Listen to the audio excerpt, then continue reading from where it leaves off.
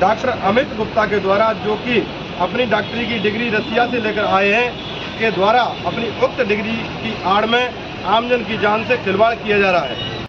भाकपा मुरैना उग्र आंदोलन करने के लिए विवश होना पड़ेगा और कुशवाहा समाज उक्त हॉस्पिटल को बंद कराने के लिए जगह जगह मुरैना में चक्का जाम करना पड़ेगा, जिसका जिम्मेदार जिला प्रशासन स्वयं होगा। समाज के अशोक सिंह कुशवाहा की गणेशी हॉस्पिटल में डॉक्टर अमित गुप्ता एवं स्टाफ द्वारा घोर लापरवाही से इलाज के दौरान मृत्यु हो गई थी, जिसको न्याय दिलाने के लिए पूर्व में दिनांक 5/2024 के को ज्ञापन किया था, जिस पर आज दिनांक तक कोई कार्रवाई नहीं हुई है। इसलिए आज दिनांक को हम पुनः ज्ञापन देकर अवगत कराना चाहते हैं कि यदि दिनांक 16/9/2024 तक हमारी मांग नहीं मानी गई तो 17/9/2024 को मंगलवार को पूरे समाज एवं माता बहनों तथा बच्चों के साथ आंदोलन करेंगे। गणेशी हॉस्पिटल के द्वार पर बैठकर अनिश्चितकालीन धरना प्रदर्शन करेंगे। शासन मरीज में बंद नहीं कर दिया है, आप हमको कहवाया कि नए मरीज नहीं लेंगे। एक ज्ञापन इसलिए देना पड़ा है कि 4 तारीख को गणेशी हॉस्पिटल में एक मरीज भर्ती था, कुशवाहा समाज का लड़का था, 30 साल की उम्र थी और उसको भर्ती कर रखा था 2-3 दिन से। दोपहर 2 बजे उनको कहा, परिजनों को कहा गया कि आप पैसे जमा करो, ऑक्सीजन की कमी है बच्चे। वो पैसे लाने में बेचारे कुछ देर लेट हुए। उन्होंने करीब 2:30 बजे पैसा जमा किया और डॉक्टर की लापरवाही रही कि ऑक्सीजन को निकाल दिया 2 बजे। और जब डॉक्टर साहब को ये मालूम था कि इसका ऑक्सीजन लेवल कम है, उसी पीरियड में उन्होंने ब्लड का सैंपल लिया।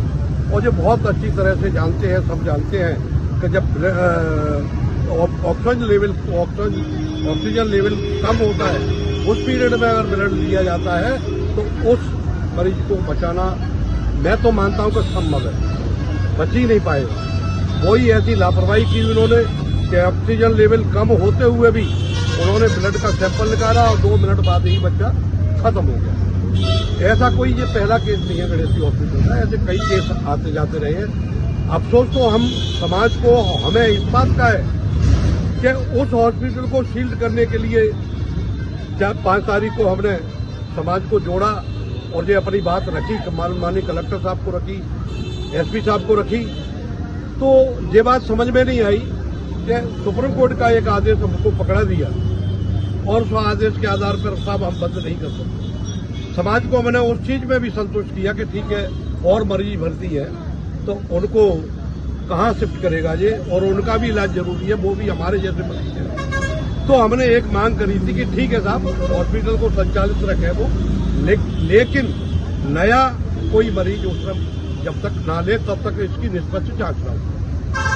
और कलेक्टर साहब ने, एडीएम साहब ने हमसे जो ज्ञापन दिया, उन्होंने आश्वासन भी दिया कि ठीक है साहब, कोई अगली तारीख तक तब तक जांच नहीं होगी, तब तक कोई नया एडमिशन नहीं होगा।